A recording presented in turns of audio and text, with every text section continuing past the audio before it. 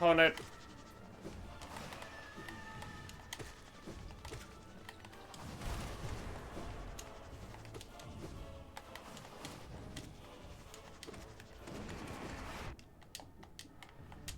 Oh shit.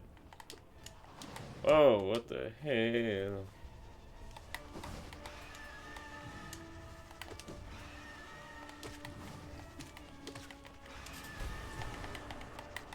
Bit goofy.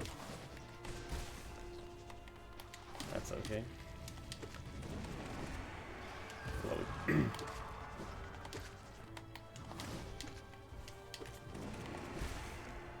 Alright, there we go. Took some unnecessary damage, but that was alright. Overall.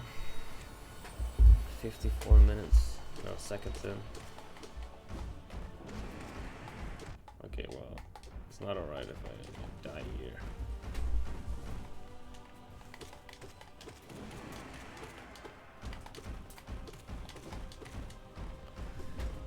I'm gonna heal up a bit. No harm done in that. I'll probably heal up by fall time anyway, but it's nice to be confident I won't just get cheesed in some stupid way. Normal strats, just not being super risky for that reason.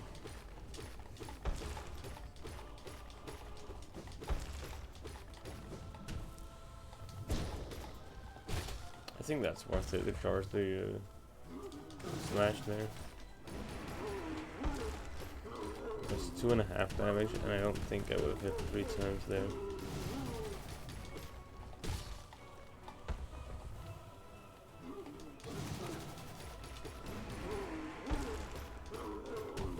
There we go.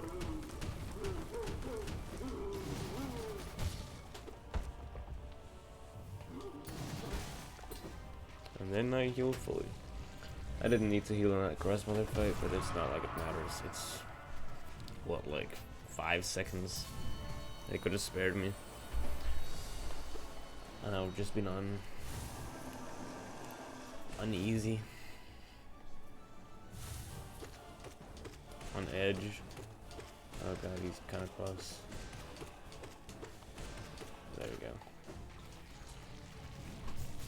go. There's a time when I really struggled against this boss for some reason, like Moss Charger. I just couldn't get the rhythm down. Or rather, I had been getting the rhythm down for a while, but I tried to speed it up or something. I don't know, man. I wasn't fully confident, I guess. But now it's become just second nature. Like if someone asked me to, let's see, tell you the inputs for a wave dash in Celeste, I would not know what to tell you. I'd be struggling at least. So my jumping, something about looking some way, blah blah blah. But if I'm just told to do a wave dash, I can do it easily. It's no longer just the inputs; it's just my action of doing it. The same way that I don't know the timing between every one of the hits in the Moss Charger fight, but I can just do it. I know my muscles know the gesture. I don't know if this is supposed to be like epic or thought-provoking, this commentary here. I'm just stressed to say something because these early fights aren't that interesting. Not to watch nor to just play. At least not when you've played for like 157 days in a row. So just filling the emptiness with a random rambling. That's okay. Well, that's kind of funny. Both the rambling and how depressingly bad I am. Whew. Might be dead here. So I'm gonna heal. God dang you, Gorb. Oh, I thought you'd hit me. He was dead there. Wow. I thought about not healing and just tank, like having the full HP. No. Lack more HP. Hello. Hello, noi noten sista je koji seng.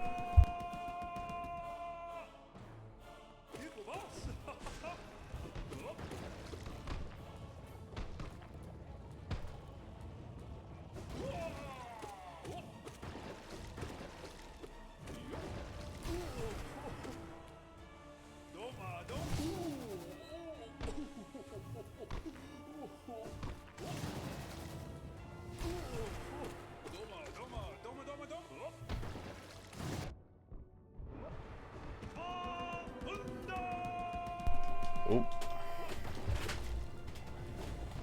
Oh my god. That's why I'm glad I healed. Holy shit. I would have been dead here. Thank God. Damn it.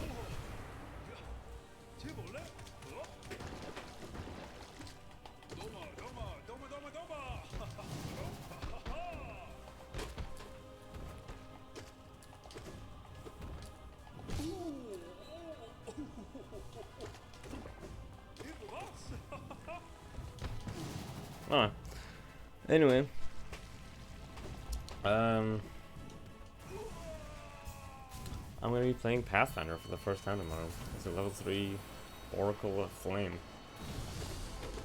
I've kind of noticed that things I thought were cool about the Oracle, at least the Flame Oracle, kind of won't be relevant at all in level 3, which is, of course sucks, but whatever. Things I thought were least interesting about it, which is apparently they're a divine spellcaster. Using like holy powers, not necessarily good, but they're mostly good. Was what I was expecting. I was kind of hoping to just be like a fireball launching monster, but I have very few offensive options. I have found some that I like. My shtick is that I was going to be a guy, you're just a cook who made food, and then one day a customer rolled up and said, "Hey, I want to get your spiciest meal." And my boy the cook said, "Sure, okay, I'll give you a spicy meal. You just made a normal meal with some extra spice, sure, whatever." And the guy was like, "No, that's not spicy enough. I want more spice," and threw the meal on the ground. It's been annoying. It's kind of an asshole attitude, but whatever. I'll give you spice. And he made the most spicy meal he'd prepared for that restaurant. He's like, used a lot of spices. Probably not even healthy at this point, but whatever.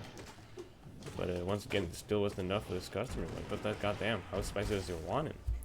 And apparently he wanted a lot because he decided to burn down multiple people in his shop, just killing them on the spot with the flamethrower from his own like mouth to eyes or something. I don't know. It was a demon.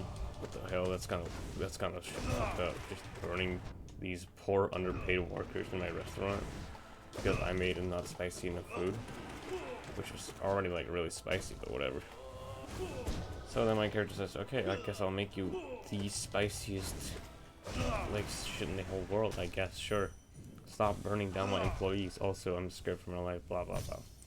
Point is, he does in fact make the spiciest meal ever, and he's horrified for his life because of what is going to happen to him afterwards. As it turns out though, this customer who has been asking for a really fucking spicy meal couldn't even take the spice. Sure, he took some spices before that, but this actually spiciest meal in the world, he couldn't handle it. And now he just started crying and became like really embarrassed about it, the customer, which is kind of an awkward situation. So my guy, the cook, tried to like help him, like, "Hey, you okay, buddy?" Or, like, "You want some milk?" Which the customer took great offense to and decided, "You know what? Fuck you. You made it too spicy. Here, I'm gonna curse you and your entire bloodline for eternity." And so we did that. And now our protagonist can only watch the world in a blaze or some edgy shit like that. That's at least how we got the curse. Wait, oh my god. Double dash towards me. And I think it's kind of funny because the curse itself is that you just see a lot of fire everywhere around you. And they're not even real at all, but you're so sure that you see them, it's kind of a problem. You can't even see because like very far because the range is too far away. But it's not as cool as I expected. I thought the fire thing would be that you were actively on fire and people around you would also go on fire, but no, it's only like 11th level. And this total levels is just smoke everywhere and delusional flames, and you can't see far because of your curse, which is also cool. I can make a delusion. Then I added some heritage feats and stuff, which was just that my guy is literally been cursed to look like a fucking demon. I got some feats that synergize with that. So now he's like got scaly red skin, fiery red eyes. His blood is literally molten. He had resistance to fire, which is pretty cool. And yeah. he's pretty intimidating too. Just people looking at him is scary. And he's just a, like, ordinary guy. He's just chilling. He's just a cook. He just makes food. Makes just nice meatball. But now he's like a demon cursed to watch the world ablaze. Blah blah blah blah. And apparently the government, according to my DM, wants him to be a weapon of mass destruction. Which I'm not sure he wants. He wants to be a cook. He's a man of bread and butter. That's his bread and butter, at least. So that's kind of sucks for him. But it's pretty cool. Sadly though, there aren't many fire spells of that spellcaster for some reason, which is weird because I thought the fire guy would have a lot of fire spells, but I guess that's my bad for thinking that. There were some that were cool though. I decided to maybe move away from the entirely fire thing and just say, okay, maybe it's just like demonic, eldritch magic, evil stuff. But that still sucks to be cursed with, you know what I mean? You already look like a demon. It's not just fire either, it's literally just evil. You're just like a demon. And I choose about a bunch of abilities with that. One of them called flinching, or flinching. Point is, you just can use your claws to fucking mutilate people around you. And it's really brutal because if you kill a creature with it, they literally become just bones. No blood, no organs anymore. You rip everything out of them and consume it. If you target an undead or a corpse, they just completely disintegrate once they die. Corpse already dies. And I think that's pretty fun flavor texting, at least for this, like, guy's been cursed to become a beast of fire and destruction and shit, blah blah blah. And that's pretty cool. Other than that, I also found a different thing called like blazing blades, which I think is the point is that you make fire blades in your hand, like you hit around with that. It's like a fire sword, which I guess is pretty cool. Not really what I was going where you thought, like he's intentionally making swords of flame. He's kind of just cursed to be this thing, and he'll use like really grotesque methods to like keep himself alive, because you know the military and all that, they want to steal him for a war. He doesn't want that. But the point is, he's a monster. He's not a skilled fighter.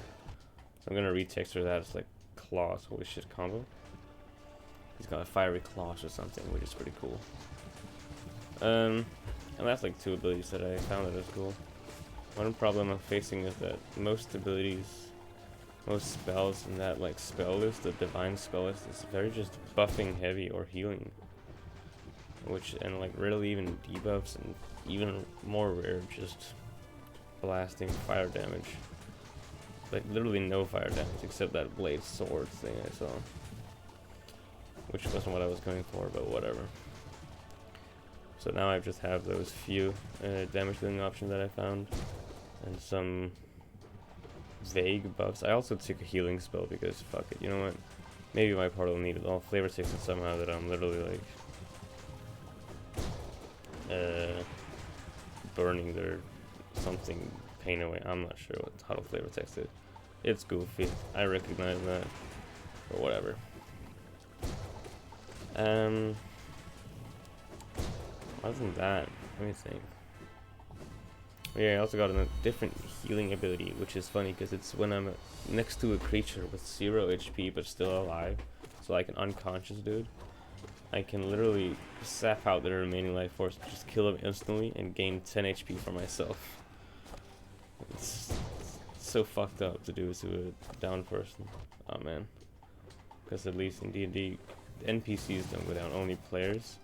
So that would only count on my teammates. Just seeing them go down and say, no, rather than heal you, I'll just take 10 HP for myself. Temporary HP even. And I think that's kind of funny. Just call like kneel before death or something. Something edgy. And I think that's pretty edgy, yeah. And thematic. You just kneel before someone and say, I'm sorry, brother. And just snoop.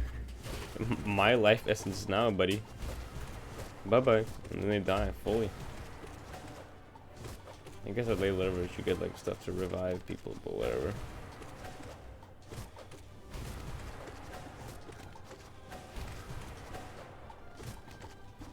Ooh. Look at this fight, it's so fucking easy when you just spam. Dive. These That's one thing, I didn't really recognize dive as such a great spell in my first playthrough.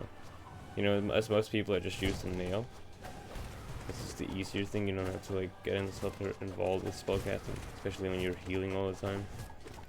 You're worried about not being able to heal. But then I started using like shriek and stuff because I realized, oh, that's pretty powerful, that does a lot of damage. But never dive. I always assume to do like very little damage and be more inconsistent. And I never abused the like the god all powerful fucking invincibility that it gives. Oh man, teleport into me. And I don't know if that's a good thing or a bad thing, because I definitely think I enjoyed the game more with the added challenge of not being invincible half the time. You know what I mean? Because I don't think it's this fight at least used to be my favorite boss fight. It might still be Mantis Lords and just Sisters of Battle. But with the dive, it becomes trivialized. It's not as fun anymore. Now it's just a matter of dodging a little bit and using invincibility. Dodge and hit 3 times, use invincibility. That's all that matters. And that's not fun. The original fight is really fucking cool, sure. Dodging around, trying to get hits in when you can. And the better you are, the more hits in you get. You learn more and more ways to get hit. Marmu, god damn. It's like the opposite of the fucking Mantis Lord's fight. This is just reaction based. Look at what he does, and then hope he does it the right way.